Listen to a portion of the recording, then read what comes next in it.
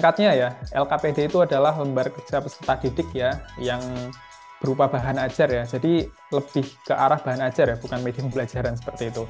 Berupa panduan ataupun tugas terstruktur yang dirancang untuk membantu siswa dalam memahami materi pembelajaran. Jadi, semisal Bapak Ibu ingin mengenalkan bahasa Inggris pakai LKPD, nah itu tujuannya pasti untuk membantu siswa mengenali bahasa Inggris seperti itu ya. Secara mandiri ataupun kelompok, biasanya akan dibagikan secara mandiri ataupun berkelompok ya. Itu tergantung dari Bapak Ibu guru juga, tergantung dari metode pembelajaran yang digunakan juga. Oke, kita next ya. Jadi kurang lebih LKPD juga bisa kita sebut ya sebagai alat bantu pembelajaran berbentuk lembaran ataupun buklet ya yang berisi informasi, panduan aktivitas, dan juga tugas yang dirancang untuk memfasilitasi proses belajar siswa. Jadi biasanya mungkin satu lembar ataupun beberapa lembar seperti itu, karena satu lembar tidak cukup, mungkin kita buat menjadi 3 lembar. Itu tergantung dari konten yang Bapak Ibu isikan seperti itu. Namun kalau kita lihat worksheet yang ada di luar negeri itu lebih biasanya akan fokus menjadi satu lembar dengan satu topik materi seperti itu. Jadi tidak semua materi bisa dimasukkan di LKPD seperti itu, karena biasanya hanya dalam satu sesi pembelajaran saja, maka akan fokus ke materi itu, seperti itu. Baik, kita lanjut ya. Nah, kalau kita bedah ya, LKPD yang ada di Google Search seperti itu ya, kalau kita cari itu biasanya ada beberapa bagian seperti hal berikut seperti itu. Yang pertama pasti akan ada identitas ya, minimal ada namanya, ada kelasnya, mungkin ada mata pelajarannya seperti itu ya. Mungkin Bapak Ibu yang membuat seperti itu pasti ada identitas ya yang pertama, karena kalau tidak ada identitas itu kita bingung koreksinya itu gimana ya, seperti itu.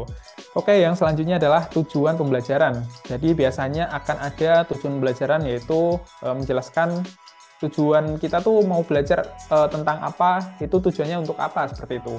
Yang akan dicapai itu apa, seperti itu. Jadi maka biasanya akan dituliskan terkait tujuan pembelajaran yang ingin dicapai oleh siswa-siswi kita, seperti itu. Lalu yang selanjutnya adalah petunjuk kerja. Jadi biasanya setelah tujuan itu di bawahnya ada petunjuk pengerjaan dari LKPD, seperti instruksi untuk ngapain nih di LKPD ini. Kita akan project seperti apa di LKPD ini. Kalau saya mengingat ya, dulu ketika SMK itu ada namanya, saya lupa ya, itu berbentuk worksheet seperti itu, seperti LKPD, tapi ada beberapa banyak lembar seperti itu yang dapat kita isi. Namun kita juga melakukan praktek ya, karena saya dulu SMK Teknik Audio Video, Teknik Elektro seperti itu. Semisal saya sudah dibagikan semisal LKPD itu, namun di LKPD itu terdapat instruksi untuk melakukan praktek, semisal mengukur komponen resistor seperti itu. Mungkin yang Bapak Ibu guru IPA ataupun Bapak Ibu guru kejuruan elektro paham ya, mengukur satu komponen elektronika. Nanti hasil pengukuran itu kita tuliskan di LKPD kita. Nah, itu biasanya terdapat beberapa petunjuk kerja yang harus kita lakukan seperti itu. Nah, itu kalau kita di SMK Elektro. Dulu saya ingat mungkin ada 5 atau 6 lembar seperti itu yang memang harus kita isi, nanti baru kita kumpulkan. Namun itu berbentuk kelompok ya, jadi kita akan lebih mudah seperti itu. Nah, itu ada petunjuk kerja. Step pertama harus ngapain, 2 ngapain, 3 ngapain, seperti itu.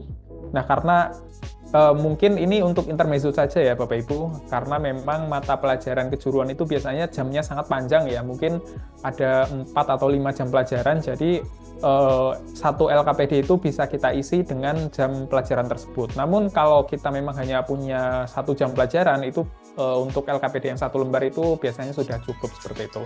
Lalu selanjutnya adalah materi ataupun informasi pendukung. Jadi biasanya akan ada informasi pendukung ataupun materinya yang berisi penjelasan singkat terkait topik yang dibahas, dan juga seringkali diisi dengan contoh ataupun gambar seperti itu.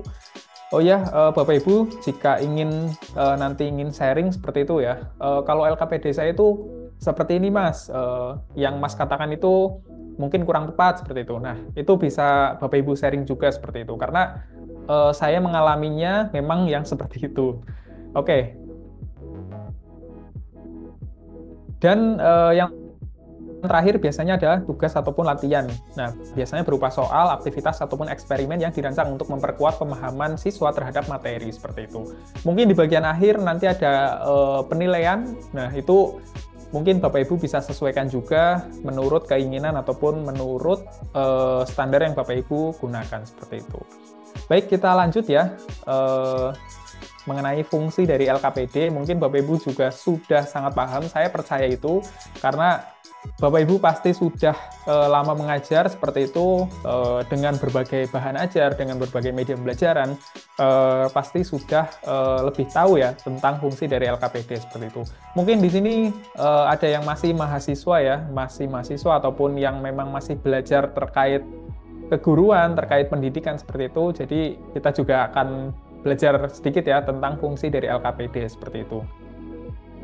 Yang pertama sudah pasti dan ini adalah poin utama, yaitu adalah membantu pemahaman materi pada siswa. Jadi LKPD ini biasanya membantu memahami konsep pembelajaran secara terstruktur pada materi tertentu yang kita ajarkan ya, kita sebagai guru ajarkan seperti itu.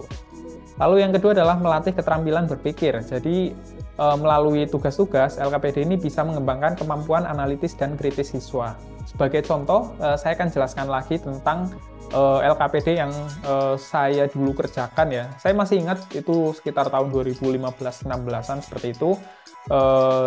Mungkin hampir 10 tahun yang lalu, 9-10 tahun yang lalu, memang satu LKPD itu memang memacu kita sebagai siswa ya untuk lebih analitis seperti itu, dan juga mengajak kita untuk berpikir kritis, membaca poin demi poin seperti itu, lalu melakukan bagaimana prakteknya secara langsung seperti itu ya.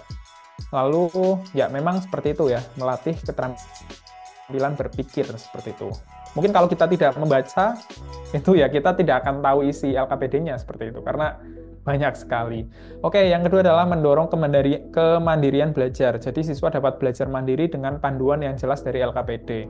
Ya tentunya dalam konteks ini ya, guru menjadi fasilitator ya. Jadi kalau siswa ada yang bertanya, itu kita sebagai guru memfasilitasi ya bagaimana proses pembelajaran yang berlalu seperti itu.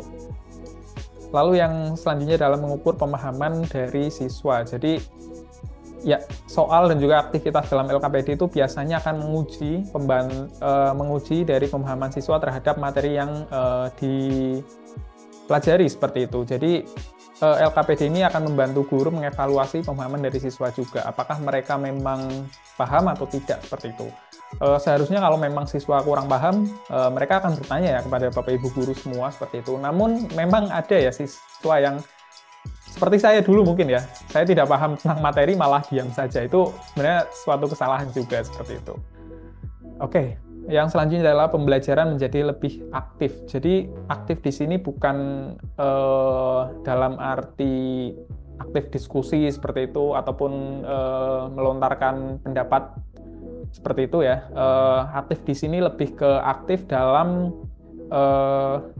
kegiatan belajaran itu sendiri seperti itu. Jadi kalau saya lihat keaktifan siswa itu tidak hanya kita lihat dari ketika siswa berpendapat seperti itu, namun aktif dalam kegiatan dari LKPD itu sudah menjadi keaktifan itu sendiri seperti itu.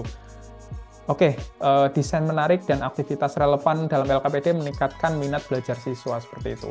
Aktif itu kan kalau menurut saya itu kekuatan ataupun keinginan kita untuk mencari ya, aktif untuk belajar seperti itu. Oke, mungkin itu akan kita bahas di lain kesempatan ya. Kita akan next saja. Oke, mungkin kalau tadi saya baca ya, kebanyakan Bapak Ibu menjawab Canva, Word, Live Worksheet seperti itu,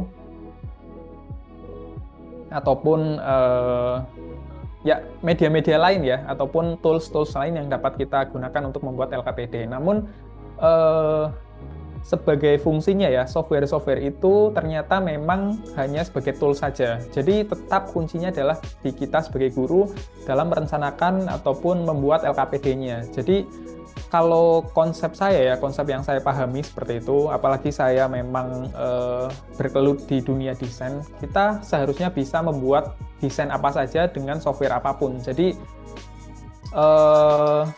dasarnya adalah kita memahami alur bagaimana cara kita membuat sesuatu, bukan memahami cara kita menggunakan alatnya seperti itu. Jadi ketika kita dihadapkan dengan apapun dalam membuat desain ya, seperti saya seperti itu pasti akan bisa ya, bahkan dengan aplikasi yang mungkin belum pernah saya coba seperti itu. Nah, karena memang saya sudah tahu alurnya, sudah tahu workflow-nya, jadi dengan aplikasi apapun kita harusnya bisa ya membuat desain seperti itu, ataupun dalam konteks ini adalah membuat LKPD. Mungkin ada yang dari memakai Microsoft Word, memakai Canva, Liveboxit, ataupun PowerPoint, itu memang flow-nya ataupun alurnya itu sama ya, mulai dari perencanaan, ya kita akan bahas ya tentunya. Oke, kira-kira kenapa nih Bapak Ibu, kenapa PowerPoint? Nah, mungkin saya ingin mengajak Bapak Ibu untuk berpikir sedikit ya, kritis, kenapa PowerPoint bisa digunakan sebagai pembuatan LKPD. Mungkin Bapak Ibu bisa tuliskan sedikit ya, seperti itu. Mungkin alasan yang Bapak Ibu tahu ya, kenapa sih PowerPoint?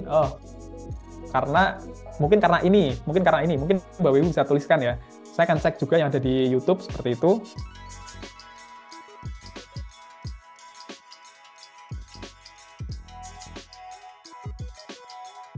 Apakah ada yang merespon? Kenapa PowerPoint seperti itu? Ya ternyata belum ya. Yang ada di Zoom juga belum ada. Oke, mungkin akan langsung saja ya saya jelaskan sedikit seperti itu. Ya, desain lebih menarik. Oke, kalau kita ngomongin desain pasti di Canva desainnya juga menarik juga seperti itu. Jadi ya itu menjadi salah satu juga. Oke, dari Ibu Endang nih, kalau PPT bisa offline. Oke, ya ini salah satu yang betul ya. Jadi nanti kita lihat. Oke, kita next ya. Ya, yang pertama dan utama sudah ada di komputer ataupun laptop Bapak Ibu guru, ataupun laptop kita ya sebagai Bapak Ibu guru. Mungkin ada di sini yang laptopnya tidak ada PowerPoint, mungkin ada ya yang pakai Chromebook seperti itu ya. Chromebook itu saya rasa tidak ada PowerPoint-nya, tapi ada Google Slide-nya seperti itu. Itu sama ya, ataupun ya sama, cuma beda di online offline-nya saja. Jadi PowerPoint ini pasti sudah terinstall di tempat ataupun laptop Bapak Ibu guru ya. Sudah ada di laptop ataupun di komputer Bapak Ibu guru semua. Itu biasanya satu paket dengan Office Word, Office Excel ya, kalau tidak salah, ataupun dan Office lainnya ya, yang memang biasanya sudah satu paket terinstall di laptop ataupun komputer kita seperti itu. Namun kalau kita bicara tentang Chromebook, itu karena memang basisnya adalah Chrome OS ya, itu biasanya arahnya lebih ke online seperti itu. Memang kalau Chromebook itu saya tidak tahu ya apakah bisa diinstal PowerPoint atau tidak, tapi kalau di Chromebook mungkin bisa kita gunakan Google Docs ataupun Google Slide ataupun Canva yang memang basisnya online seperti itu. Kalau memang komputer-komputer yang kita pakai, misal kita basisnya adalah Windows ataupun Mac OS, itu biasanya ada PowerPoint dan itu bisa kita gunakan secara offline seperti itu. Oke, selanjutnya adalah tools-nya mudah dipahami. Kenapa tools-nya mudah dipahami? Karena memang dari dulu mungkin kita biasa menggunakan Office Word, itu ternyata bagian atasnya ataupun ribbon-nya itu sama ya. Office Word, Excel, dan juga PowerPoint itu sama. Jadi pembedanya adalah di bagian area kerjanya saja seperti itu. Jadi pasti saya yakin Bapak Ibu akan mudah memahaminya juga seperti itu. Oke, selanjutnya adalah mendukung multimedia. Jadi ya kalau kita bicara PowerPoint ya, kita sudah pasti bisa menginsert teks ya. Pertama teks, kedua gambar, video, audio, itu lebih dari satu media. Dalam arti itu adalah multimedia seperti itu. Jadi mendukung multimedia ya, ataupun kalau kita memang membuat LKPD itu kita hanya menggunakan teks, gambar, dan juga shape ya. Itu sangat basic sekali seperti itu, dan juga pasti sudah ada di PowerPoint kita seperti itu. Lalu selanjutnya adalah sederhana tapi powerful ya. Kalau kita lihat PowerPoint itu kelihatannya biasa aja ya, sederhana seperti itu. Kita mau buat apa, tapi kalau kita sudah tahu caranya itu tidak menjadi sederhana lagi ya, karena itu akan menjadi lebih istimewa seperti itu ya. Kalau kita tahu alur kerjanya ataupun cara pembuatannya seperti itu. Namun dalam penggunaan PowerPoint pun kita tidak hanya menggunakan PowerPoint saja, karena memang kita pasti akan membutuhkan internet untuk mencari resource berupa gambar ataupun referensi materi. Jadi tidak sepenuhnya offline ya, walaupun di slide akhir saya menuliskan offline ya dengan tanda bintang. Itu offline dalam arti kita membuat LKPD-nya, namun untuk mencari referensinya mungkin Bapak Ibu juga akan menggunakan internet, mencari gambarnya juga akan menggunakan internet seperti itu. Jadi online dan offline ini bisa kita kondisikan ya. Kalau memang sekolah Bapak Ibu guru tidak mendukung area internet seperti itu, mungkin ketika ada internet Bapak Ibu bisa mencari aset ataupun bisa mencari hal-hal yang memang harus kita dapatkan di internet. Namun ketika offline, daripada Bapak Ibu tidak ngapa-ngapain, mending ngulik PowerPoint, mungkin melayout, membuat ornamen, membuat warna seperti itu, menuliskan teksnya seperti itu bisa juga seperti itu. Jadi lebih produktif ya, tidak hanya kita menggunakan PowerPoint untuk prestasi saja seperti itu.